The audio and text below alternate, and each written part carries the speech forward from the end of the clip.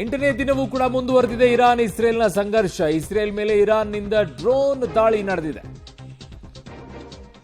5 drone ಅನ್ನ ಹೊಡೆದುರುಳಿಸಿದೆ ಇಸ್ರೇಲ್ನ ಪಡೆ. Drone ಯಾವ ಲೆಕ್ಕನೂ ಇಸ್ರೇಲ್ಗೆ ಹತ್ತಲ್ಲ. ಇರಾನ್ ಮೇಲೂ ಕೂಡ ದಾಳಿಯನ್ನ ತೀವ್ರಗೊಳಿಸಿದೆ ಇಸ್ರೇಲ್ನ ಪಡೆ. ನಿನ್ನೆ 60 ವಿಮಾನಗಳನ್ನ ಕಳುಹಿಸಿ, ಫೈಟರ್ ಜೆಟ್ಗಳನ್ನ ಕಳುಹಿಸಿ ಹೊಡೆದಾಕ್ ಬಂದಿದೆ 120 ಜಾಗಗಳಲ್ಲಿ. ಅರಾವತ್ ಸಿಟಿಯಲ್ಲಿ ಇರಾನ್ನ ಡ್ರೋನ್ ಹೊಡೆದುರುಳಿಸಿದೆ ಇಸ್ರೇಲ್. ಇಶ್ಫಾಹ್ ನ್ಯೂಕ್ಲಿಯರ್ ಪ್ರದೇಶದ ಮೇಲೆ ಇಸ್ರೇಲ್ ಅಟ್ಯಾಕ್ ಅನ್ನ ಮಾಡ್ತಾ ಇರುವಂತದ್ದು. 8ನೇ ದಿನವೂ ಕೂಡ ಈಗ ಸಂಘರ್ಷ ಯಾವ ಮಟ್ಟಕ್ಕೆ ಹೋಗ್ತಾ ಇದೆ ಅಂತಂದ್ರೆ, ಇಸ್ರೇಲ್ನ ಉದ್ದೇಶ ಒಂದೇ, ಇಡೀ ಪ್ರಪಂಚಕ್ಕೆ ಹೇಳ್ತಾ ಇರೋದು ಒಂದೇ, ಇರಾನ್ ಯಾವ ಕಾರಣಕ್ಕೂ ಕೂಡ ಪರಮಾಣು ಅಸ್ತ್ರವನ್ನ ಹೊಂದಕೂಡದು ಅಂತ ಹೇಳಿ. ಇನ್ನೊಂದು ಸ್ವಲ್ಪ ದಿನ ಬಿಟ್ಟಿದ್ದಿದ್ರೆ ಇರಾನ್ ಕೂಡ ಪರಮಾಣು ಅಸ್ತ್ರವನ್ನ ಹೊಂದುತ್ತಾ ಇತ್ತು ಅಂತ ಹೇಳಿ. ಹಾಗಾಗಿ ಈಗ ಎಲ್ಲಾ ಘಟಕಗಳನ್ನ ಹೊಡೆದು ಹಾಕ್ತಾ ಇದೆ. ನನ್ನ ಸಹೋದ್ಯೋಗಿ ಶಬೀರ್ ನನ್ನ ಸಂಪರ್ಕಕ್ಕೆ ಸಿಗ್ತಾ ಇದ್ದಾರೆ. ಶಬೀರ್, ಈಗ ಉದ್ದೇಶ ಒಂದೇ, ಪರಮಾಣು ಅಸ್ತ್ರವನ್ನ ಇರಾನ್ ಹೊಂದಬಾರದು ಅಂತ ಹೇಳಿ.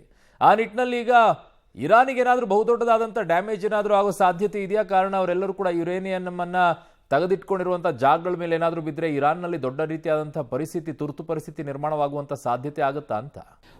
ನೋಡಿ, ಈವರೆಗೂ ಅರುಣ್, ಇರಾನ್ ಮುಖ್ಯವಾಗಿ ಪರಮಾಣು ಶಸ್ತ್ರಾಸ್ತ್ರಗಳನ್ನು ಎಲ್ಲಿ ಸಂಗ್ರಹಿಸಿಟ್ಟಿದೆ ಅಥವಾ ಆ ಘಟಕಗಳೆಲ್ಲಿದ್ದಾವೆ, ಈ ಶಸ್ತ್ರಾಸ್ತ್ರಗಳನ್ನು ತಯಾರು ಮಾಡ್ತಿದೆ ಅನ್ನುವಂಥ ಅನುಮಾನಿತ ಪ್ರದೇಶಗಳೇನಿದ್ದಾವೆ, ಈ ಪ್ರದೇಶಗಳ ಮೇಲೆ ಇನ್ನೂ ದಾಳಿಯಾಗಿಲ್ಲ. ದಾಳಿಗಳಾಗ್ತಾ ಇರುವಂಥದ್ದು ಪರಮಾಣು ಶಕ್ತಿಯನ್ನು ಬಳಸ್ಕೊಂಡು ವಿದ್ಯುತ್ ತಯಾರಿ ಮಾಡುವಂಥದ್ದು ಅಥವಾ ಬೇರೆ ಬೇರೆ ದೊಡ್ಡ ದೊಡ್ಡ ಕೈಗಾರಿಕೆಗಳನ್ನು ನಡೆಸುವಂಥದ್ದು ಅಥವಾ ಪರಮಾಣು ಶಕ್ತಿಯನ್ನು ಬಳಸ್ಕೊಂಡು ಬೇರೆ ರೀತಿಯಾದಂಥ ದೇಶದ ಅಭಿವೃದ್ಧಿಗೆ ಪೂರಕವಾದಂಥ ಕೆಲಸಗಳನ್ನು ಮಾಡುವಂಥ ಘಟಕಗಳೇನಿದ್ದಾವೆ, ಆ ಘಟಕಗಳನ್ನು ಟಾರ್ಗೆಟ್ ಮಾಡಿ ಈಗ ಹೊಡೆದುರುಳಿಸುವಂಥ ಕೆಲಸವನ್ನು ಮಾಡಲಾಗ್ತಾ ಇದೆ. ಇಲ್ಲಿ ಮುಖ್ಯವಾಗಿ ಗಮನಿಸಬೇಕಾಗಿರುವಂಥದ್ದು ಏನು ಅಂದರೆ, ಯುರೇನಿಯಂನ ಬಳಕೆ ಏನಿದೆ ಇದು ಬಹಳಷ್ಟು ಕಡಿಮೆ ಆಗಿರುತ್ತೆ. ನೋಡಿ, ಪರಮಾಣು ಶಸ್ತ್ರಾಸ್ತ್ರಗಳನ್ನು ಮಾಡಬೇಕಾದಂಥ ಸಂದರ್ಭದಲ್ಲಿ 90% ಯುರೇನಿಯಂ ಅನ್ನ ಈ ಬಾಂಬ್ಗಳಲ್ಲಿ ಬಳಕೆ ಮಾಡ್ಕೊಂಡಿರ್ತಾರೆ. ಆದ್ರೆ ಇದನ್ನ ಬೇರೆ ರೀತಿ ಅಭಿವೃದ್ಧಿಗೆ ಪೂರಕವಾಗಿ ಬಳಸ್ಕೋಬೇಕಾದಂತ ಸಂದರ್ಭದಲ್ಲಿ ಅಲ್ಲಿ ಪರಮಾಣು ಘಟಕಗಳನ್ನ ಬಳಸ್ಕೊಳ್ತಾರೆ. ಅಲ್ಲಿ ಯುರೇನಿಯಂನ ಪ್ರಮಾಣ ಇಷ್ಟು ದೊಡ್ಡ ಪ್ರಮಾಣದಲ್ಲಿ ಇರಲ್ಲ.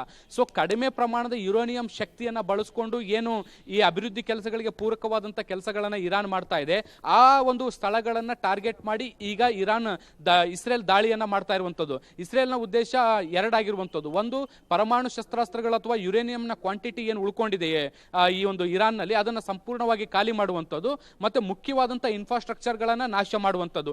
ಈ ಎರಡೂ ಕೆಲಸಗಳನ್ನ ನಿರಂತರವಾಗಿ ಇಸ್ರೇಲ್ ಮಾಡ್ತಾ ಇದೆ. ಅದರಲ್ಲಿ ಬಹುತೇಕ ಯಶಸ್ವಿ ಕೂಡ ಆಗ್ತಾ ಇದೆ. ನಿನ್ನೆ ಅಷ್ಟೇ ನಾವು ಒಂದು ವಾಟರ್ ರಿಲೇಟೆಡ್ ಇರುವಂತಹ ಒಂದು ಕೈಗಾರಿಕೆ ಮೇಲೆ ದಾಳಿಯಾಗಿತ್ತು. ಇವತ್ತು ಕೂಡ ಒಂದು ಪರಮಾಣು ಕೈಗಾರಿಕೆ ಮೇಲೆ ದಾಳಿಯಾಗಿದೆ ಅನ್ನುವಂತ ಮಾಹಿತಿಗಳು ಕೂಡ ಬರ್ತಾ ಇರುವಂತದ್ದು.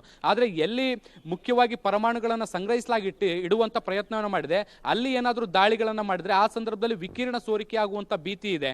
ಈ ರೀತಿಯಾದಂತ ಏನಾದರೂ ಘಟನೆ ನಡೆದ್ರೆ ಇದು ಮುಂದೆ ಅನಾಹುತಕ್ಕೆ ಕಾರಣ ಆಗುತ್ತೆ. ಅರುಣ್, ಓಕೆ ಶಬೀರ್, ನಿಮ್ಮೆಲ್ಲ ಮಾಹಿತಿಗೆ ಧನ್ಯವಾದಗಳು. ಎಲ್ಲದಕ್ಕಿಂತಲೂ ಹೆಚ್ಚಾಗಿ ಈಗ ಇಸ್ರೇಲ್ ಏನು ಮಾಡ್ತಾ ಇದೆ ಅಂತಂದರೆ, ಯಾವ ಮಿಸೈಲ್ಸ್ಗಳನ್ನು ಬಿಡ್ತಾ ಇದೆ, ಅದಕ್ಕೆ ಬಳಕೆ ಮಾಡುವಂಥ ಇಂಜಿನ್ಸ್ಗಳೇನಿದ್ದಾವೆ, ಅವುಗಳನ್ನ ತಯಾರು ಮಾಡುವಂಥ ಫ್ಯಾಕ್ಟ್ರಿಗಳೇನಿದ್ದಾವೆ, ಆ ಫ್ಯಾಕ್ಟ್ರಿಗಳನ್ನೇ ಹೊಡೆದಾಕ್ತಾ ಇದೆ. ಅಂದರೆ ಈಗ ಇರುವಂಥ ಮಿಸೈಲ್ಗಳನ್ನು ಮಾತ್ರ ಇರಾನ್ ಬಳಕೆ ಮಾಡ್ಕೊಳ್ಬೇಕು, ಹೊಸದಾಗ ಆಗಲ್ಲ.